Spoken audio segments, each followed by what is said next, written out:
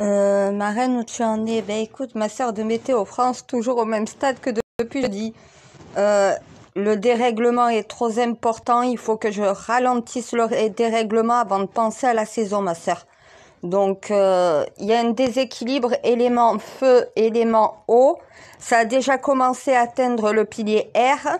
Si ça touche aussi le pilier terre, on est dans une catastrophe là pour les mois à venir. Donc du coup, je vais devoir rectifier les codes, mais serrés. Ça va prendre plus de temps que prévu. Le dérèglement est trop important. Même si je suis une alchimiste de stade plus que supérieur, un dérèglement comme ça contrôlé, c'est heureusement que les pétroliers, heureusement que tout le monde y met du sien. Va falloir continuer. Et moi, de mon côté, ben j'insiste. Voilà, tu veux que je te dise quoi? De toute façon, si lundi, j'y arrive toujours pas, je vais dans la matrice pour m'en charger. J'aurai pas le choix que d'aller directement dans le serveur. Oui, mon Dieu. Oui, je sais, je vais pas m'épuiser plus longtemps, merci.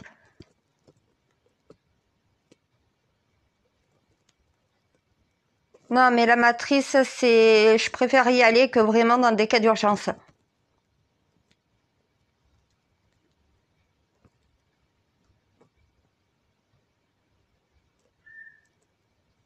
Je suis pas suffisamment compétente sur la nécromancie. Je préfère pas l'utiliser. Oui, je sais que ça pourrait ralentir le processus, mais il y a trop de risques. Je contrôle pas assez. L'alchimie, il n'y a pas de souci, mais la nécromancie, oui, il faut que j'apprenne à me faire confiance. Merci, mais pas sur ça. Mon Dieu, trop d'erreurs ont été commises par justement les Lilith et par les Anunnaki avec la nécromancie. J'ai pas envie d'en rajouter une de plus.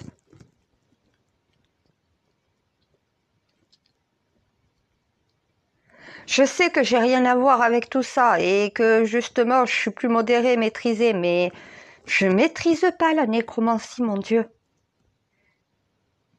Oui, je la comprends, je la connais, je sais l'utiliser, mais je la maîtrise pas. Aucune des Lilith n'a réussi à la maîtriser. Ça serait comme essayer de maîtriser le néant.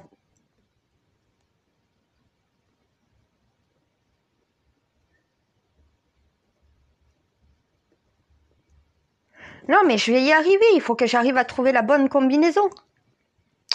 J'arrive pas à trouver les bons codes encore. Oui, c'est pour ça que la matrice, j'irai que si vraiment, au bout d'un moment, avec l'alchimie, ça ne suffit pas.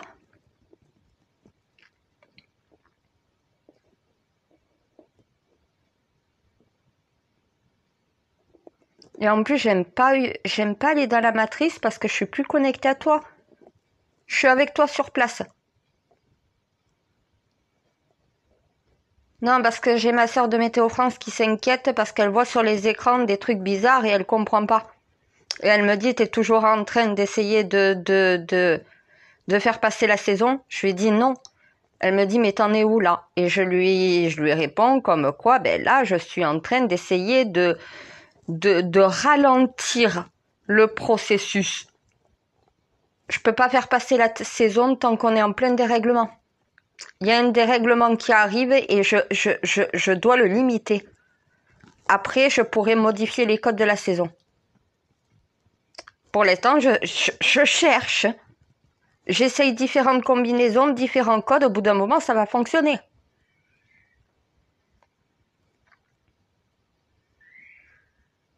Eh bien, si ça fonctionne pas, j'irai dans la matrice.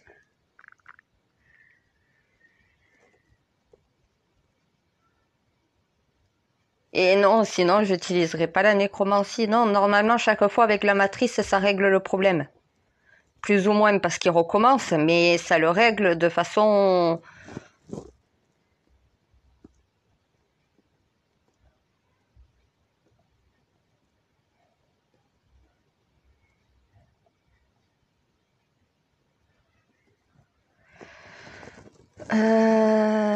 Ben on va dire qu'il y a certains pays, j'ai trouvé le code.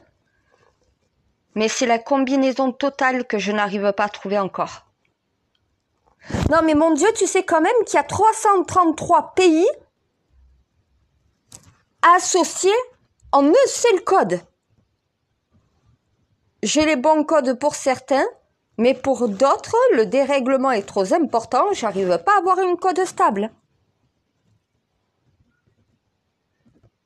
Et en plus, ils m'ont pas tous donné leurs données.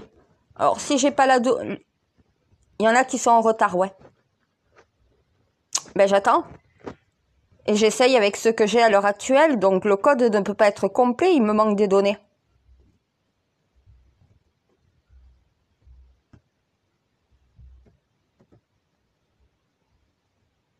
Ben, déjà, il y a les données de la Grèce, je ne peux pas les avoir pour le moment. Ça change tellement à cause du changement qui est sur eux. Il y a certains pays qui sont en plein changement climatique, les données ne sont pas stables. Donc je peux pas avoir un Unicode avec ça. Ah ben oui, on est dans une belle merde. Merci de me le faire rappeler. Hein. Je sais. Je te ferai signaler, mon Dieu, ça fait depuis jeudi que j'essaye de faire passer la saison. Je ne peux pas avec ce dérèglement. Et tant qu'on est en dérèglement mondial, il va falloir un cessez-le-feu, c'est vraiment le cas de le dire, pour que je puisse arriver à faire quelque chose de concret. Eh ben, la saison va être un peu en retard, ça va un peu décaler, mais bon, c'est pas grave.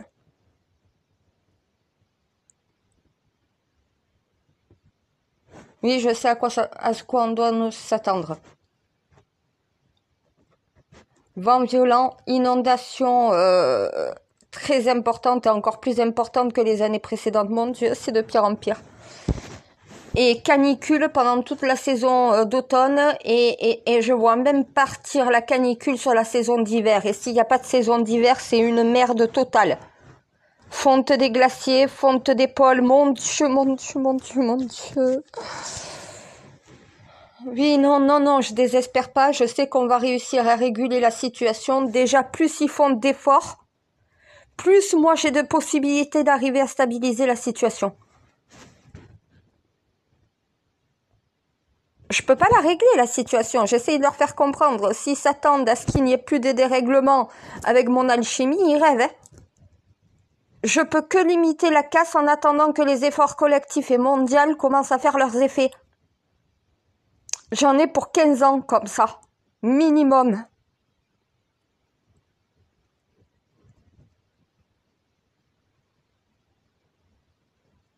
Tous les changements, tous les effets, tout ce qui est positif pour le climat, l'environnement et l'écologie qu'on fera à l'heure actuelle, ça permettra ça. C'est comme là, ils sont en train de me demander depuis toute la journée, après moi j'ai autre chose à faire, le climat est en train de se dérégler de plus en plus, il faut stopper ce processus. Donc j'ai pas trop le temps de répondre à toutes leurs conneries par rapport aux vignettes de voitures.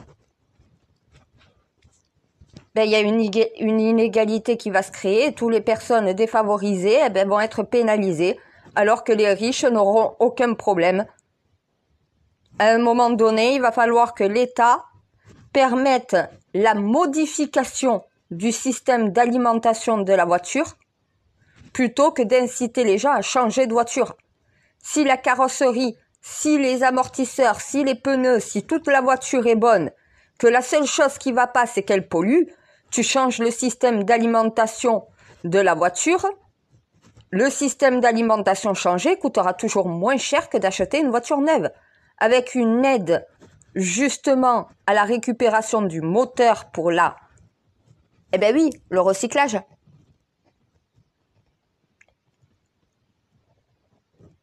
Il y a des sociétés qui récupèrent tous les moteurs, tous les trucs comme ça, tous les systèmes d'alimentation, et ils les recyclent. Écologie! Oui, je sais mon Dieu, mais bon, ils comprennent pas ça. C'est comme il y a encore des pays qui sont des poubelles à ciel ouvert et qui n'ont toujours pas leurs ordures qui sont détruites. Qu'attendent les pays et tous les pays de ce monde pour récupérer une partie de ces déchets et les brûler chez nous? de façon à ce que dans ces pays, il n'y ait plus toutes ces montagnes de déchets. Il va falloir qu'on nettoie la planète. Ça veut dire tous, mondialement, il va falloir nettoyer cette planète. Ah ben je sais, merci, regarde ce que vous en avez fait. Ben oui, regarde ce que l'humanité en a fait. Va falloir nettoyer maintenant.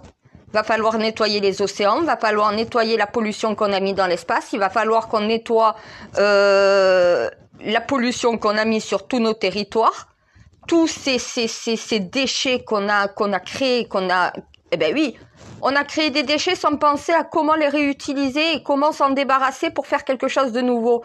Maintenant c'est fait. Mais combien de déchets sont encore dans la nature? Il va falloir tout ramasser. C'est vraiment, va falloir faire un grand nettoyage de printemps. Toutes les plages.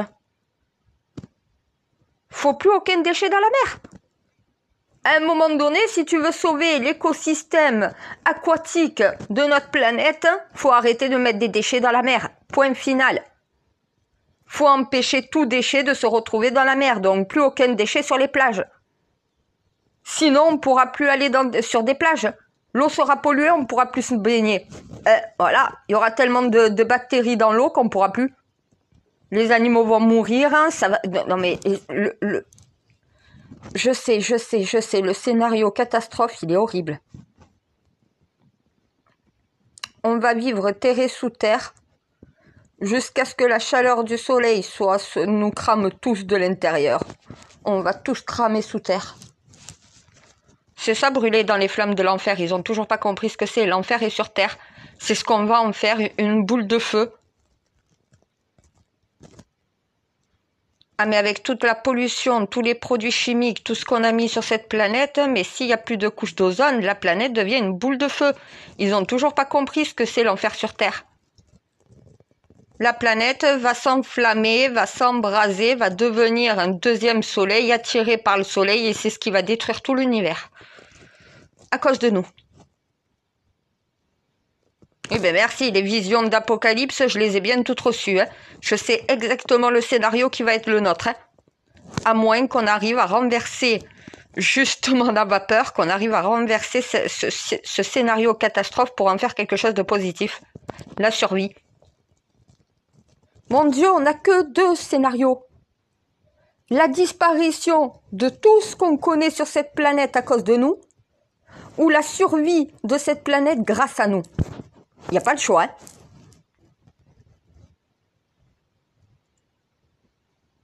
Ah mais moi je pourrais pas faire les miracles que les gens imaginent. Hein. C'est leur imagination qui leur joue des tours. Hein.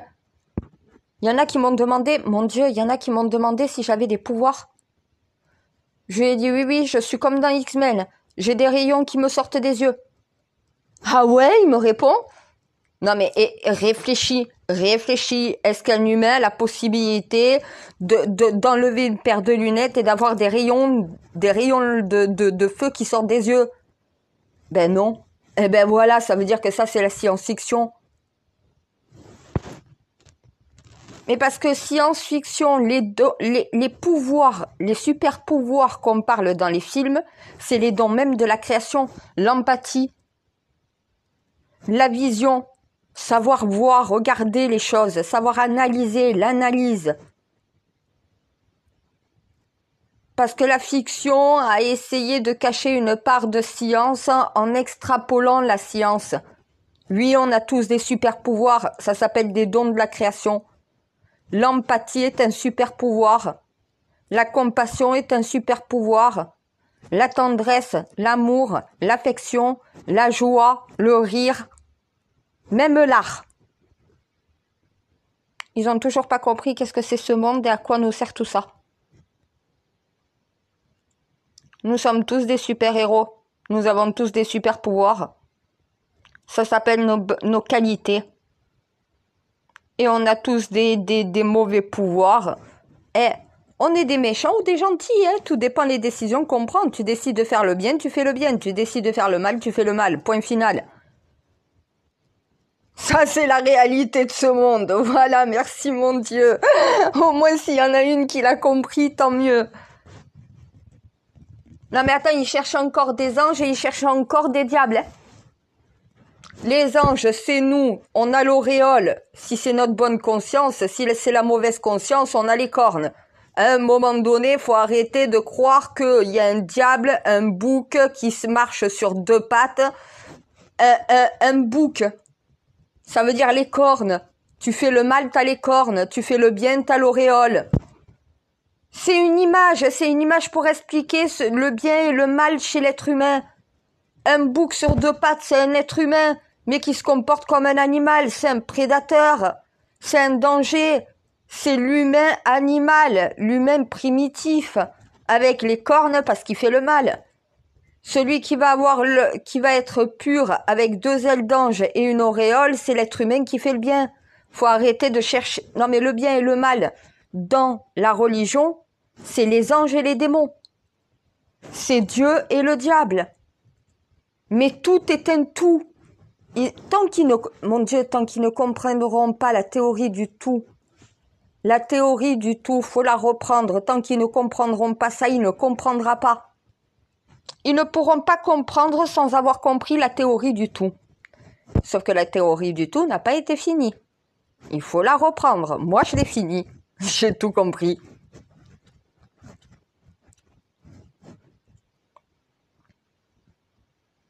La théorie du tout relativité. Soit tu es un créateur, soit tu l'es pas. Voilà. Sans chercher à être un dieu ou pas, soit tu es un créateur, soit tu l'es pas. Soit tu crées le bien, soit tu crées le mal. Soit tu es un créateur, soit tu es un destructeur. L'enfer est aussi pavé de bonnes intentions. Tu dois toujours réfléchir avant d'agir. Savoir ce que tu vas faire est bien ou mal. Savoir la juste limite à ne pas franchir.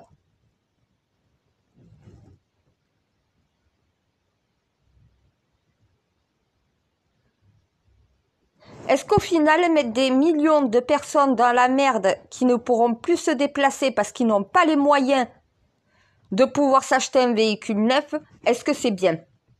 Non, c'est mal. Mais c'est bien s'il y a une alternative. Modifier le système d'alimentation de la voiture est une alternative pour les plus démunis. Quand le riche va pouvoir s'acheter un véhicule neuf, sans avoir besoin d'une modification sur son véhicule. À un moment donné, tu mets les deux à même égalité. Donc, ça devient quelque chose de bien. Même si t'empêches les personnes de rouler tant qu'ils n'ont pas changé leur système d'alimentation, non, ce n'est pas mal. Parce qu'au final, ils vont devoir changer le système d'alimentation pour ne plus polluer, sans avoir besoin de dépenser des millions qu'ils n'ont pas pour s'acheter une voiture neuve. T'as une voiture à essence ou une voiture à diesel, t'auras une voiture à hydraulique, une voiture électrique ou une voiture à gaz. Tu peux même avoir un système d'alimentation hybride dans ta voiture. Parce qu'ils essayent de nous faire croire que ça, c'est pas possible. Si garagistes m'ont dit que c'était totalement possible et que ça coûtait moins cher au final que d'acheter une voiture, que ça mettait moins de voitures à la casse et que ça permettait aux gens de pouvoir passer à la transition. Mais oui, mais parce qu'il y a une interdiction de circuler parce que tu pollues, mais il y a une solution alternative pour que tu puisses circuler sans polluer. Tu changes le système d'alimentation. Si ton système d'alimentation est au gasoil, eh ben, ça ne sera plus du gasoil, ça sera un autre système d'alimentation, mais tu garderas la même voiture. Il n'y a pas de la reprise à la casse de la voiture. Il y a une aide pour pouvoir justement changer le système d'alimentation de ton véhicule. Avec reprise de ton moteur et de toutes les pièces dont voilà pour justement le recyclage. Et là, c'est un acte écologique, c'est un acte environnemental et climatique. Et tout le monde, même les plus démunis, peuvent rouler sans polluer. Tu as une solution alternative. L'enfer n'est plus pavé de bonnes intentions, puisque la bonne intention ne va pas justement amener l'enfer pour certains et le paradis pour d'autres. Ils font rien de mal, est-ce qu'au final, de ne pas pouvoir acheter un véhicule neuf pour ne plus polluer, est-ce que c'est mal? Non, tu n'as pas les moyens, tu ne peux pas.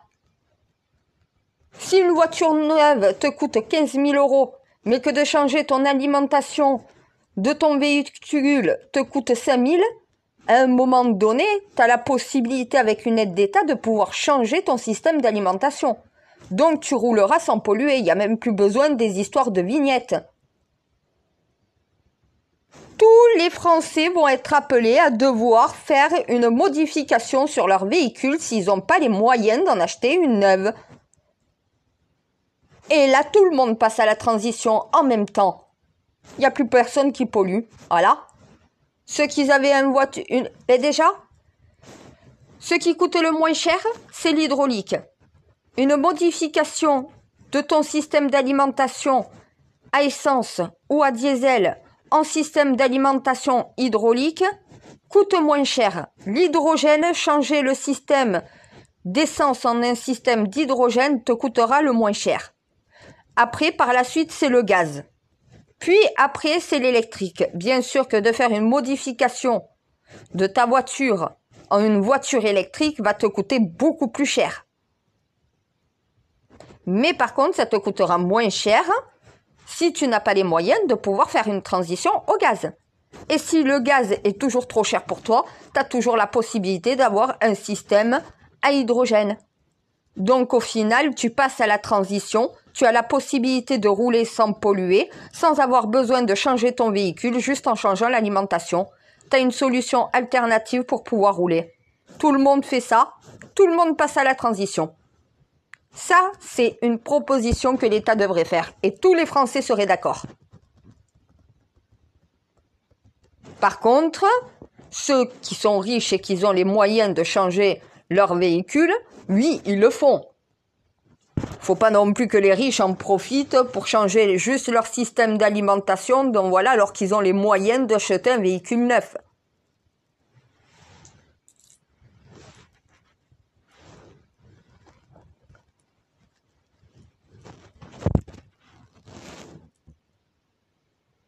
C'est pour ça, je pense que le mieux, ça serait que les assurances savent très bien le modèle de ton véhicule, puisque tu as la pastille.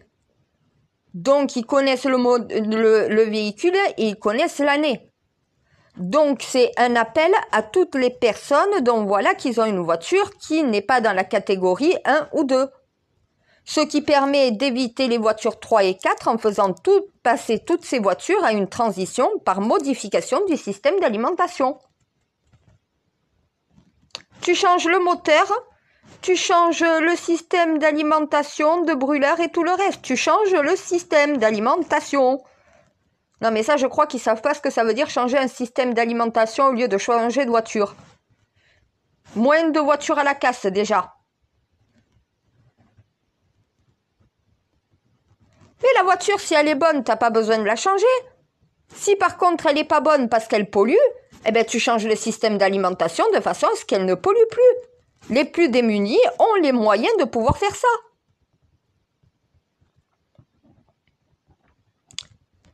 Ben, exemple, faire passer une voiture, faire la transition.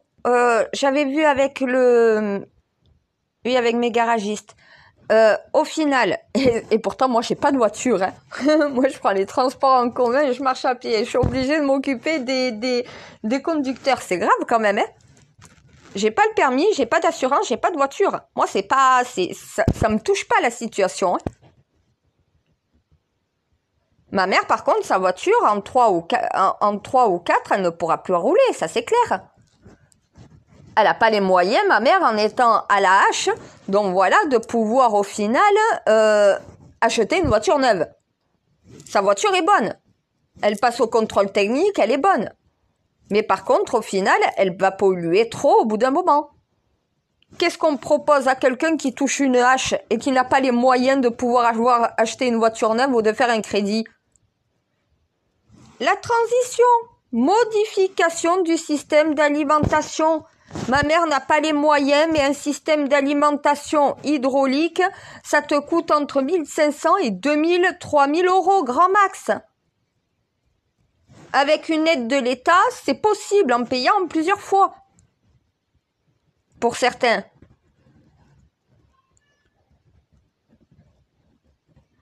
Après, les garagistes, ils font des fois des paiements en 2 ou 3 fois. C'est pour ça qu'à un moment donné, oui, tu fais 3 chèques, donc voilà, et les 3 chèques seront encaissés en 3 mois. Tu changes le système d'alimentation.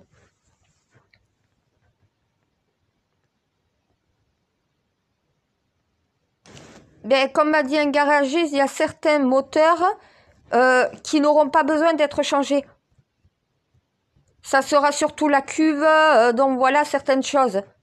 Après, il y en a d'autres qu'il faudra changer tout le complet. Ça coûtera un peu plus cher. Mais avec une aide de l'État pour les plus démunis, ils pourront passer à la transition, donc voilà, et ils pourront rouler sans polluer. Les garagistes sont prêts à faire les modifications sur les véhicules pour permettre cela. C'est le gouvernement qui ne veut pas. Ils incitent toujours les gens à acheter des voitures, acheter. L'incitation à la consommation. Les gens ont des véhicules qui roulent, qui sont en bon état, qui passent au contrôle technique. Par contre, par rapport à l'écologie, ils sont trop polluants. Quelle solution on leur propose? Aucune. Les transports en commun, il y en a qui peuvent pas. Moi, j'ai une sœur, elle est agoraphobe. Tu la feras jamais rentrer dans un transport en commun. Elle a besoin de son véhicule. Et quand tu as peur de la foule, techniquement, tu peux pas te retrouver au milieu d'un métro. Elle peut pas prendre le métro. Elle peut pas descendre dans une station de métro. Il y a trop de monde. Déjà, elle fait click and connect pour pouvoir acheter ses courses. Elle fait ses courses sur Internet, elle va les récupérer directement. Elle évite la foule. Sa voiture est une voiture polluante. Elle n'a pas les moyens de passer à la transition, donc voilà, en achetant une voiture. Quelle solution pour elle aussi? Elle est étudiante. Et c'est une future médecin. Voilà. Comment tu veux qu'elle change son véhicule? Elle peut pas. Déjà, ils sont sous-payés. À le milieu médical, vu le nombre d'heures de travail et vu la difficulté du métier, honnêtement, pourrait être augmenté. Oui, j'avoue. Merci mon Dieu, ça c'est sûr. Déjà, je leur ai dit, il faut remettre de la nature. Faut construire avec des matériaux beaucoup plus nobles, moins polluants. Faut arrêter de faire du béton sans mettre de la chaux. Déjà pour commencer. Et il y en a beaucoup qui font du béton sans mettre de la chaux. La chaux permet justement d'éviter cette pollution que crée le béton. Ça permet aussi au béton de durer dans le temps. C'est le secret des bâtisseurs, c'est le secret des compagnons des francs-maçons. Au bout d'un moment, je leur ai dit, rapprochez-vous d'eux pour pouvoir faire les nouvelles constructions. Le bois, le métal, tout ce qui est moins polluant, tu l'utilises pour construire. Dans ton béton, mets de la chaux. La chaux est un produit naturel. Ah, mais la chaux à l'état pur, la chaux naturelle, la véritable chaux, pas les trucs chimiques qu'on te fait par derrière. Oui, je sais, mon Dieu. Oui, je sais, il y a besoin de préciser avec eux. T'as surtout intérêt de préciser avec les humains, c'est vrai, t'as pas faux. Non, c'est pas la chaux chimique, c'est la chaux naturelle. La chaux est un produit naturel. Hein. Il y en a beaucoup qui pensent que c'est un produit chimique. Hein. Mais parce que les laboratoires dénaturent la nature pour en faire de la chimie. Sauf que l'alchimie a oublié l'alchimie. L'alchimie, c'est la base de la nature. La chimie, c'est quand tu dénatures. Mais tu peux pas dénaturer dans l'environnement. Tu peux dénaturer pour la médecine, pour la santé. Tu dénatures une plante pour en faire quelque chose de chimique pour te soigner. Mais pour l'environnement, c'est toxique. Pour l'élevage, c'est toxique. La chimie, elle est que dans la médecine. Et c'est ça qu'ils ne comprennent pas. Et voilà pourquoi ils polluent le monde. Tu dénatures pour pouvoir soigner. Mais si tu dénatures pour le climat et pour l'environnement, tu tues cette planète. Parce que lui-même peut recevoir cette chimie sans être intoxiqué, alors que la nature qui reçoit cette chimie est intoxiquée par ce que nous créons. Moins de chimie dans la nature, la chimie ne doit servir qu'à lui-même. Et là, on revient à des bassins. Tout ce qui est sain pour la planète rendra saine cette planète. Tout ce qui est mauvais et toxique pour cette planète va rendre toxique et mauvais cette planète pour nous. Au bout d'un moment, c'est la logique. C'est ça l'écologie, la logique. La logique, écologie. Il y a un moment donné, les mots, faut les comprendre quand même. Économie, logistique. Comment on économise les ressources naturelles de cette planète? Moins de chimie dans la nature, puisque la nature est de l'alchimie. Elle fait elle-même son travail. Quand la nature ne peut pas nous soigner, parce qu'elle n'est pas suffisamment puissante contre le mal, c'est la chimie, en dénaturant la nature, qui permet de soigner. La chimio, c'est ça, hein? Tous les produits dans la chimio sont des produits issus de la nature. Mais dénaturés pour permettre le soin. Parce que les produits seuls de la nature ne le permettent pas sans dénaturer. Mais cette chimie dans l'environnement, pesticides, pollution et tout le reste, ça détruit l'environnement. Il faut limiter à des sections spécifiques, comme la médecine, la santé, donc voilà, mais ça ne doit pas se retrouver autant dans l'environnement. La planète peut supporter un 50-50. 50% de nature, 50% de chimie dans l'environnement. Dépasser le 50% de chimie, ça devient dangereux pour l'écosystème et pour l'environnement. C'est ce qui est en train de se passer. On a trop abusé niveau pollution, niveau toxines. On a libéré trop de toxiques dans l'environnement. Maintenant, il va falloir limiter tout ça, réduire tout ça de façon à dépolluer l'environnement. On en a pour des décennies. Pour remettre de l'ordre complet. Quand je vois le temps que certaines espèces dans l'univers ont mis pour remettre de l'ordre dans leur écosystème à eux, je me dis que nous, on va avoir du boulot quand même. Parce que là, on est allé très loin quand même. Oui, pas plus loin que certains. Donc voilà, certains peuples sont allés bien plus loin et ils l'ont bien regretté. Ils ont failli disparaître. Faut reprendre les bases. Faut revenir aux sources, aux origines. La nature récupère toujours ses droits. Si tu veux pas qu'elle récupère ses droits, respecte les droits de la nature. Moins de chimie dans l'environnement. La chimie doit servir à soigner.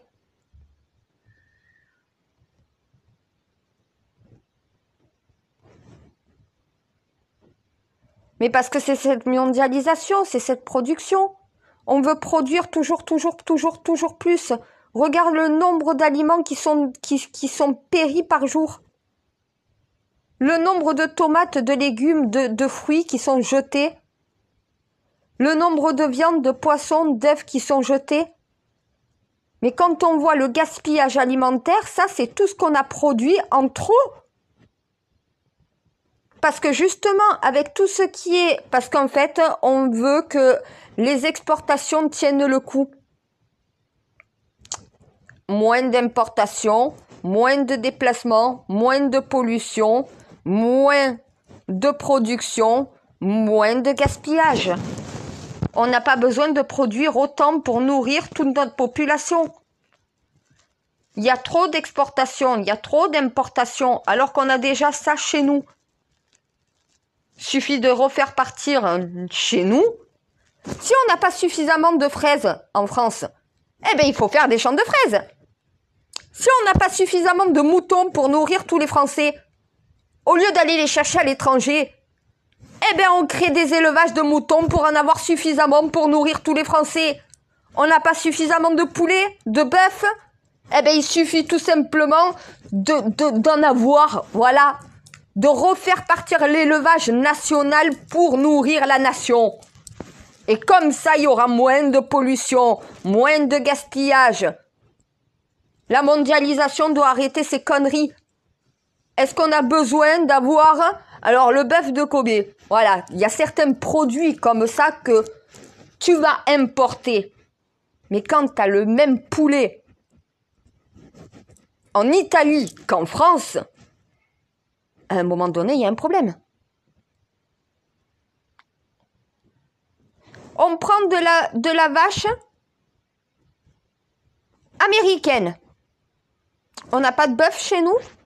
Pourquoi le bœuf américain serait différent que le bœuf en France? C'est du bœuf.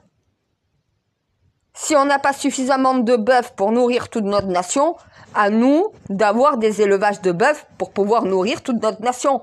On n'a plus besoin d'importer ni d'exporter.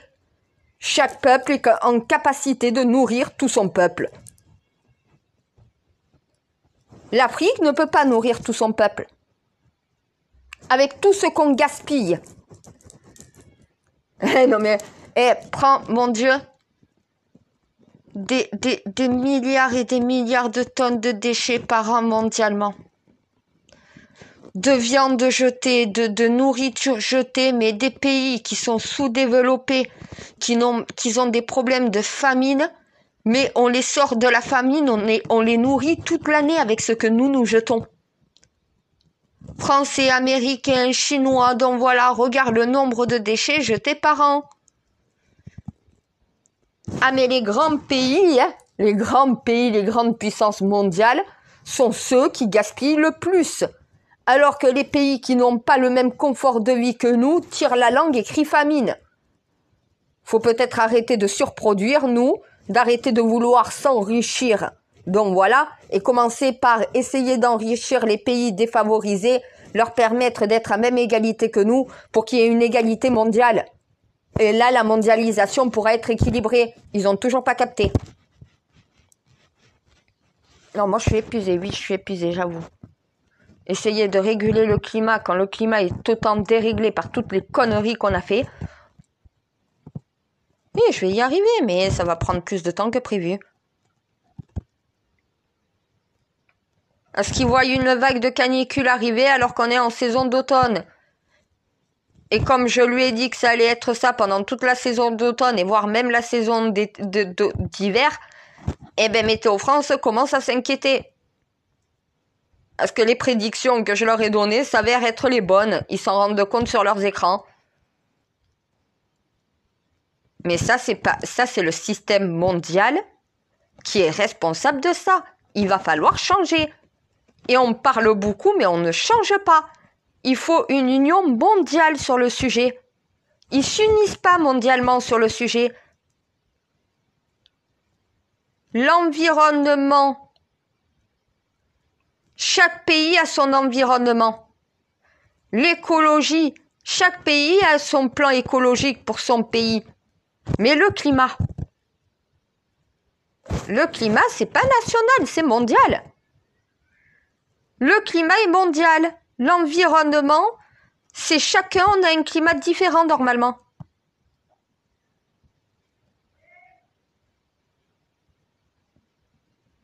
Est-ce qu'on a normalement la même saison chez nous en France que dans un autre pays? Chaque pays est propre qu'à lui-même. On a notre propre géographie, notre propre espèce. Mais le climat, c'est mondial. Quand il y a un dérèglement comme ça. Parce que mondialement, ils ont déréglé le climat. Chacun voulant y aller à sa sauce, quand on mélange tous les sauces, voilà le résultat. Voilà, c'est du boulgui-boulga. Totalement. La sauce est immangeable. Voilà ce qui est en train de se passer avec le climat. Ah ben là, pour cet automne, incendie, inondation, canicule à répétition pendant tout l'automne. Jusqu'à ce que j'arrive à rétablir plus ou moins la situation, donc voilà, avant la fin de l'automne pour la saison d'hiver. Oui, j'ai un trimestre pour remettre de l'ordre.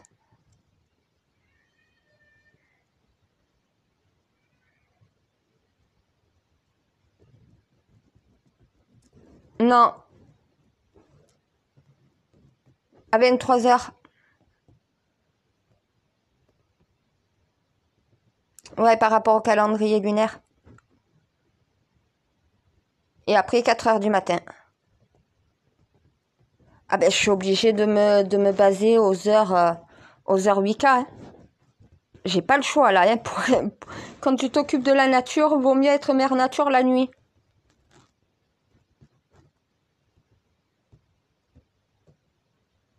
Parce que le climat se calme la nuit, je sais, c'est beaucoup plus simple. Le faire en journée alors que chaque pays est déréglé, c'est plus compliqué. La nuit, ça stabilise beaucoup plus.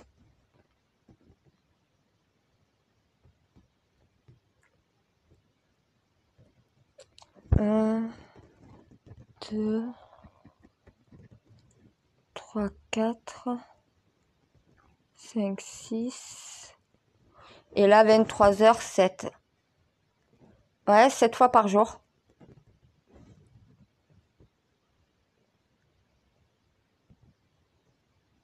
Eh ben, à des heures spécifiques du calendrier lunaire et du calendrier solaire, en fonction des codes que tu m'as donnés. C'est pour ça que oui, je commence à être épuisée. C'est pour ça, si d'ici lundi, ça fonctionne toujours pas, la matrice. Ouais, c'est pour ça, je vais aller au lit, je vais me reposer, t'as raison, mon Dieu. C'est ça, j'ai besoin de mon énergie vitale pour être performante. Non, je suis pas sortie. Depuis jeudi, je sors pas, je peux pas.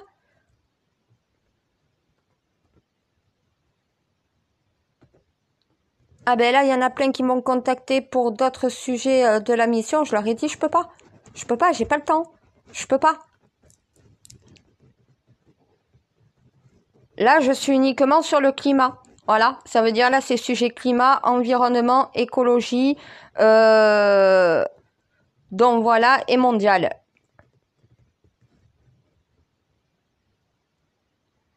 Exemple, tout à l'heure, j'étais avec mon messager de Grèce. Et il me donne toutes les données, mais c'est trop instable encore, je lui ai dit. C'est bien que je les ai, mais comme c'est instable, ça va pas être.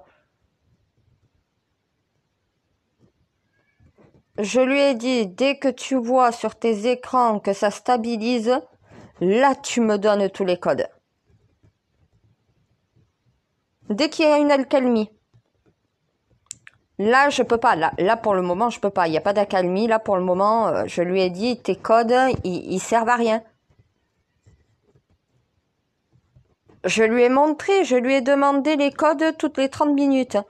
Il m'a dit, mais c'est quoi ça? Je lui ai dit, ben, c'est ton dérèglement. Aucun code est similaire, ils sont complètement désordonnés. Désorientés, je sais pas comment on peut dire, mais... Ah ben, il a compris que les codes se modifiaient trop vite. Faut attendre un moment d'accalmie. Un moment où chez eux le climat se stabilise pour avoir des codes stables. C'est comme en Amérique, c'est pareil. Actuellement, ils commencent à avoir des problèmes, sauf que les codes sont trop instables pour que j'ai un code stable. Faut attendre.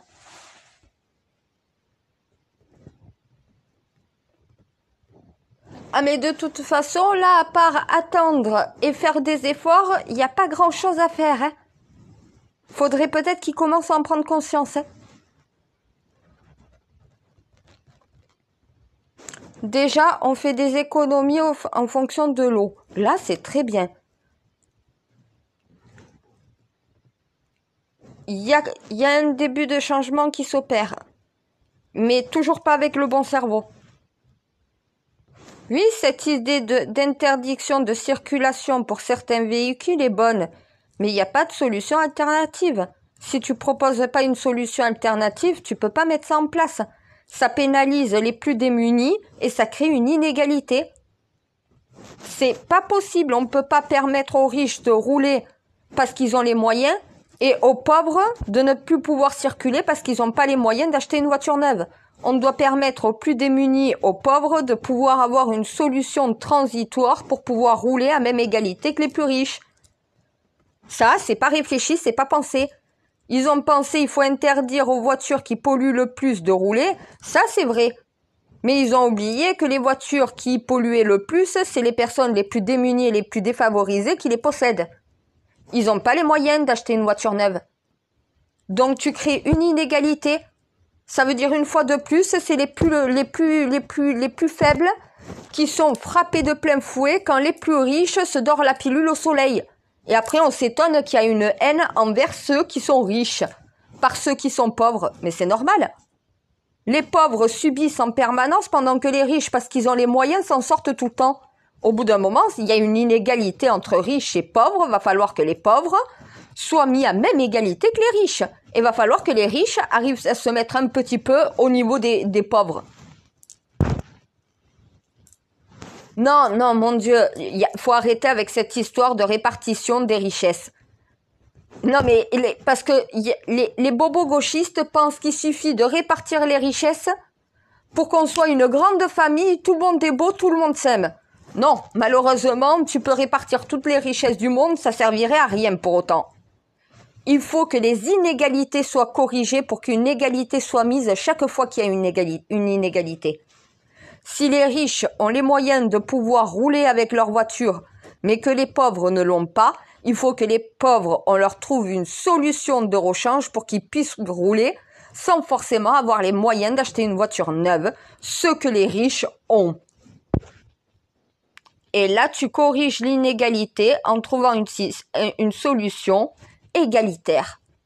Le but d'un gouvernement, c'est mettre l'égalité, liberté, égalité, fraternité.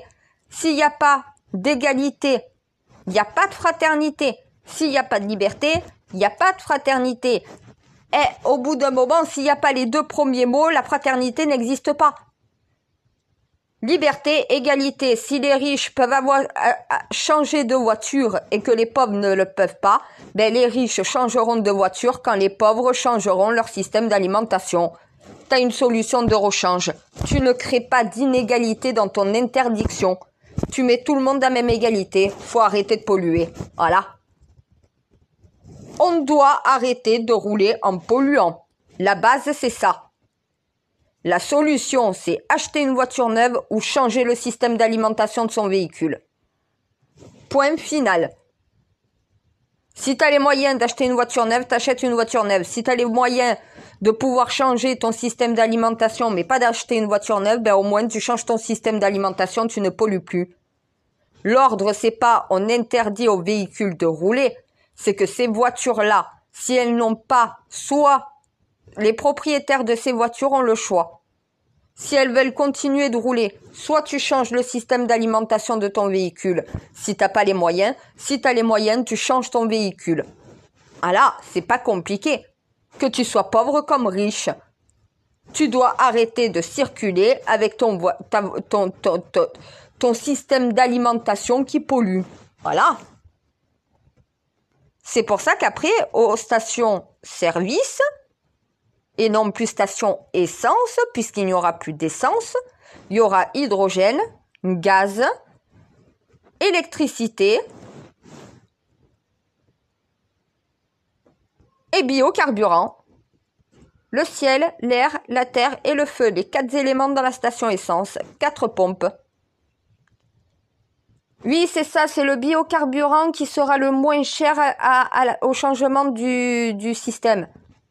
Le biocarburant, en fait, tu vas changer juste ta cuve, ton système d'alimentation, tu changes pas ton moteur, hein, puisque le biocarburant est une essence propre. C'est ce qui coûtera le moins cher, mais ça permettra à une voiture 4 ou 3 de pouvoir être une voiture 2 ou 1. Et ça pour tous les conducteurs de ces voitures-là. À partir d'une certaine date, tu ne peux plus rouler dans toute la France avec une voiture de catégorie 3 ou 4. tu devras rouler avec une voiture de catégorie 1 ou 2. Si tu as les moyens de changer ta voiture, tu changes ta voiture. Si tu n'as pas les moyens, tu changes ton système d'alimentation. Biocarburant, hydrogène, gaz et électrique. Tu as 4 systèmes d'alimentation et de carburant différents. Donc voilà, ça sera plus le pétrole, ça sera plus l'essence. Par contre, il faut des stations pétrole et essence pour les poids lourds, ceux qui font des longues distances. Parce que plus tu fais de longues distances avec une voiture à essence ou à gazole, moins au final tu pollues que si tu mettais de l'essence ou du gazole pour faire des courts trajets. Donc après, les entreprises qui font beaucoup de routes pourront toujours pour leur distribution. Donc voilà, mais c'est réservé à certaines catégories de métiers. C'est pas réservé à un particulier. C'est réservé à des entreprises, au final, le gazole et l'essence. Ce qui permet toujours aux pétroliers de toujours avoir du pétrole et de l'essence, mais de réduire la production et d'augmenter du coup le coût pour les... Eh ben oui. Et ça, c'est un projet réfléchi, intelligent, cohérent. Ils sont pas capables de faire ça encore au gouvernement. Ils doivent penser à des solutions transitoires. La seule solution transitoire, quand tu n'as pas les moyens d'acheter une voiture neuve, c'est de changer ton système d'alimentation. Le moins cher, ça sera le biocarburant. Ça veut dire que ton carburant ne sera plus de l'essence ni du pétrole, ça sera du biocarburant. Ça veut dire de l'essence de légumes. Si tu as un peu plus les moyens, tu pourras avoir une voiture à hydrogène. Si tu as encore un peu plus de voitures, ça sera à gaz. Si tu as un peu plus de... Et tu peux même avoir des hybrides. Tu peux modifier en hybride. Ça te coûtera plus cher, mais tout dépend de tes moyens. Et tu gardes la même voiture, puisqu'acheter une voiture coûte plus cher que de changer un système d'alimentation. Mon Dieu, c'est pas compliqué d'avoir un cerveau, hein? Suffit de penser, est-ce que la proposition est égalitaire ou non? Oui, c'est égalitaire. L'interdiction est de rouler complètement avec ces véhicules tant qu'il n'y a pas soit une modification, soit un changement de la voiture. Une aide d'État doit être proposée à même égalité qu'une aide pour l'achat d'une nouvelle voiture. Mais par contre, l'aide sera moins importante que celle pour l'achat d'une voiture parce que changer une voiture coûte beaucoup plus cher que de changer un système d'alimentation. C'est pas le même budget, c'est pas le même tarif. Eh ben oui, j'ai un cerveau. Et les voitures, au lieu de les mettre à la casse, suffit d'avoir des pièces au lieu de détruire les pièces. Faut peut-être les conserver ou en créer de nouvelles avec celles que tu détruis. Faut recycler nos voitures à vie. On ne doit plus créer de nouvelles voitures qui n'est pas issue d'une voiture désincarcérée, donc voilà, et mis justement à la récupération. Une voiture mise à la casse doit servir à refaire une nouvelle voiture. Des bouteilles en verre que tu jettes doivent servir à refaire de nouvelles bouteilles en verre. Les bouteilles en plastique doivent servir à refaire des nouveaux trucs en plastique. À un moment donné, c'est ça le recyclage. Eh bien, les voitures, les pièces doivent pouvoir être recyclées. Pour avoir toujours des pièces de rechange. Au lieu d'acheter du neuf, on recycle. Donc, les concessionnaires devront proposer des voitures neuves et proposer des pièces et des réparations. Et là, tout le monde est mis à même égalité. Ils comprennent pas l'égalité. Eh, c'est bon, hein, j'en ai marre, mon Dieu. Hein. Égalité, ils savent pas ce que ça veut dire égalité. Bien sûr qu'il y a quand même une inégalité entre le riche et le pauvre pour acheter une nouvelle voiture. Celui qui a des millions sur son compte achètera un véhicule nouvelle génération bien plus facilement que celui qui touche le RSA. Quand tu as une petite voiture de catégorie 4 au RSA, tu touches 500 € par mois. Comment tu veux avec 500 € par mois acheter un véhicule neuf? Avec une aide de l'État et un crédit d'État pour les plus démunis, ils peuvent faire une modification sur leur véhicule de leur système d'alimentation.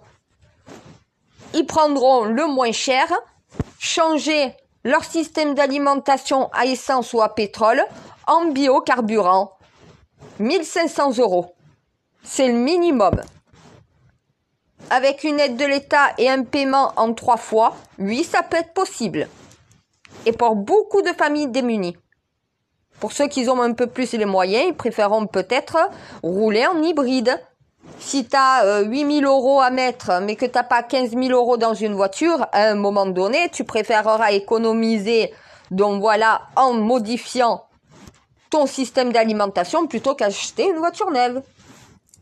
Faut laisser le choix aux gens, faut arrêter de vouloir imposer à tout prix un achat d'une voiture. Faut permettre aux gens qui n'ont pas les moyens de pouvoir aussi modifier leur voiture pour ne plus polluer. Et ça, c'est l'évolution, c'est le changement.